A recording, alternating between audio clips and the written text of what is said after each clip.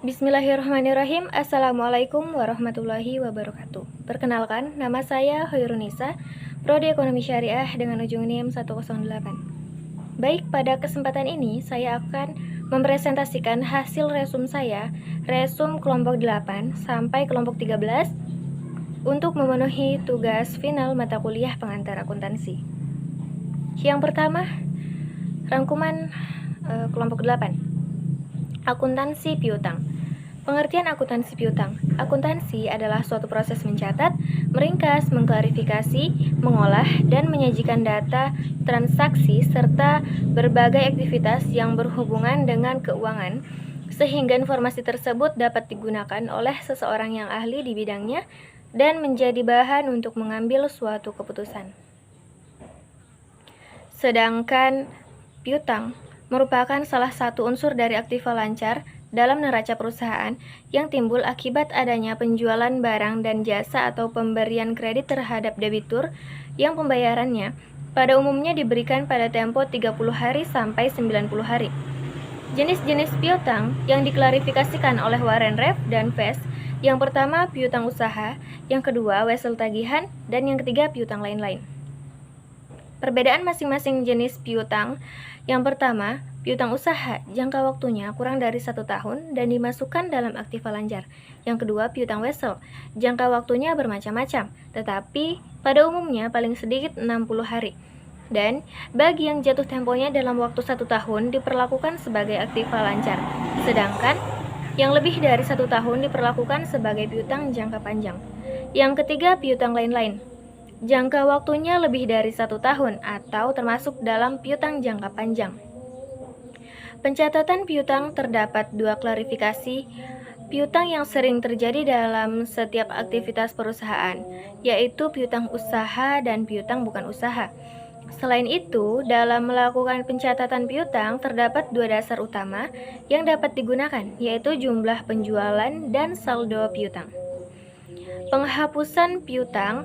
Untuk menghapus suatu piutang, terdapat 2 metode yang bisa digunakan, yaitu metode cadangan kerugian piutang dan metode penghapusan langsung. Penggunaan piutang untuk memenuhi kebutuhan kas. Apabila perusahaan membutuhkan uang yang melebihi jumlah kas yang tersedia, kebutuhan kas dapat dipenuhi dengan cara piutang dipakai sebagai jaminan, menjual piutang, dan mendiskontokan wesel. Selanjutnya rangkuman 9, akuntansi aset tetap. Pengertian aset tetap. Aset tetap dalam akuntansi adalah aset berwujud yang dimiliki untuk digunakan dalam produksi atau penyediaan barang atau jasa, untuk direntalkan kepada pihak lain atau untuk tujuan administratif, dan diharapkan untuk digunakan selama lebih dari 1 periode.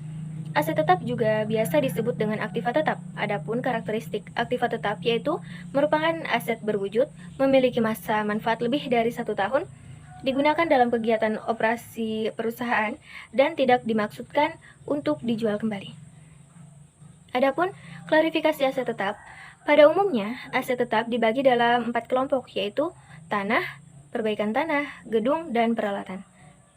Penentuan harga perolehan aset tetap atau aktiva tetap dapat diperoleh ketika suatu perusahaan melakukan transaksi pembelian secara tunai. Jika melakukan transaksi secara tunai, maka harga perolehannya adalah total harga pembelian bersih setelah dikurangi dengan potongan tunai, kemudian ditambah dengan pengeluaran. Adapun jenis-jenis aset tetap, yaitu terdiri dari lahan, bangunan gedung, mesin, kendaraan, perabotan, inventaris, dan prasarana. Cara menghitung harga perolehan pada aset atau aktiva tetap terdiri dari yang pertama harga perolehan pada aktiva tetap pembelian tunai, yang kedua harga perolehan aktiva tetap pada pembelian kredit, yang ketiga harga perolehan aktiva tetap dengan menggunakan wesel bunga, yang keempat harga perolehan aktiva tetap milik sendiri, yang kelima harga perolehan aktiva tetap dengan menerbitkan saham. Selanjutnya yaitu rangkuman 10, aset tak berwujud. Pengertian aset tak berwujud. Aset tak berwujud adalah hak, keistimewaan, dan keunggulan kompetitif yang tidak memiliki substansi fisik. Aset tak berwujud juga bisa disebut dengan aktiva tak berwujud. Karakteristik aktiva tak berwujud pada dasarnya ada 3 karakteristik aktiva atau aset tak berwujud, yaitu kurang memiliki eksistensi fisik, bukan merupakan instrumen keuangan, bersifat jangka panjang, dan menjadi subjek amortisasi. Jenis-jenis aset tak berwujud ada beberapa jenis yang dimiliki oleh perusahaan. Di antaranya adalah paten, hak cipta, merek dagang, dan lain-lain. Kemudian masa dan manfaat aset tak berwujud. Ada beberapa hal yang harus dipertimbangkan mengenai masa manfaat aktiva tidak berwujud. Di antaranya, yang pertama, keuangan, teknologi atau teknik. Yang kedua, estimasi tindakan pesaing. Yang ketiga, ketergantungan masa manfaat aset terhadap masa manfaat aset lainnya. Yang keempat, kestabilan industri di mana aset digunakan dan tren pasar terhadap produk atau jasa yang dihasilkan. Kemudian rangkuman 11, akuntansi liabilitas. Pengertian liabilitas. Liabilitas dalam akuntansi adalah suatu kewajiban dalam keuangan perusahaan seperti nilai hutang yang harus dibayar dalam bisnis kepada pemasoknya, hutang upah dan hutang pinjaman yang dapat ditemukan di neraca keuangan suatu usaha. Karakteristik liabilitas atau kewajiban. Yang pertama, karakteristik utama liabilitas atau kewajiban menurut FASB dalam SFAC nomor 6 tahun 1985. Kewajiban atau utang mempunyai 3 bagian seperti berikut ini. Salah satunya adalah hutang mewujudkan suatu atau tanggung jawab kepada satu atau lebih kesatuan usaha yang memerlukan penyelesaian. Karakteristik pendukung atau kewajiban diantaranya yaitu harus membayar kas, identitas terbayar jelas, serta pengakuan, pengukuran, dan penelitian. Jenis-jenis liabilitas. Liabilitas terbagi menjadi 2 jenis, yaitu liabilitas jangka pendek dan liabilitas jangka panjang. Liabilitas jangka pendek contohnya utang dagang, utang wesel, dan utang pajak. Sedangkan contoh liabilitas jangka panjang yaitu utang bank, utang hipotek, utang obligasi, utang sewa, dan utang modal.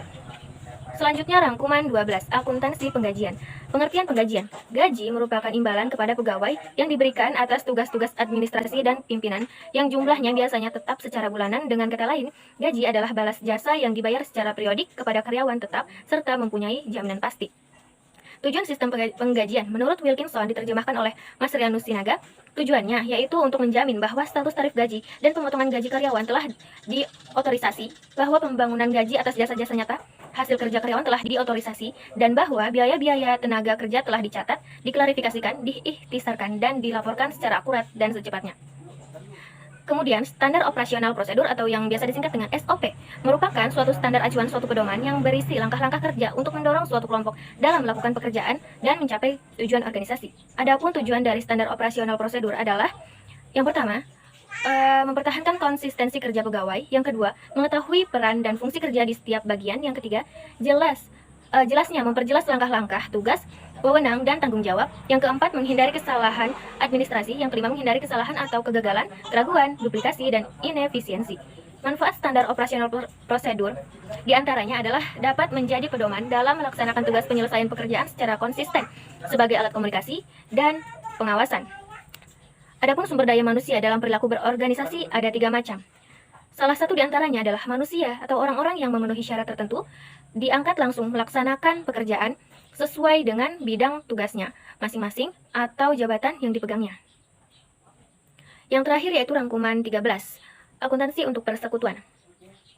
Teori akuntansi dan persekutuan menurut para ahli, ABP Statement nomor 4 dalam Smith-Coulson 1995 mendefinisikan akuntansi merupakan suatu aktivitas jasa yang fadalah untuk menyediakan informasi kuantitatif, terutama yang mempunyai sifat dalam pengambilan keputusan ekonomis dalam memberikan keputusan, pilihan-pilihan yang logis diantaranya berbagai tindakan alternatif.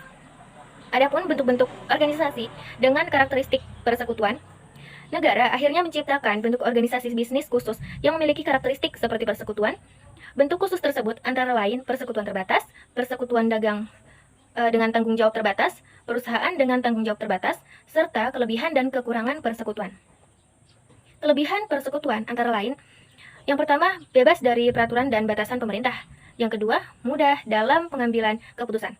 Sedangkan kekurangan persekutuan antara lain, yang pertama, keagenan bersama. Yang kedua, umur yang terbatas. Dan yang ketiga, kewajiban yang tidak terbatas. Itulah tadi pemaparan resum kelompok 8 sampai kelompok 13 yang dapat saya sampaikan. Kurang dan lebihnya mohon dimaafkan. Saya akhiri dengan ucapan wassalamualaikum warahmatullahi wabarakatuh.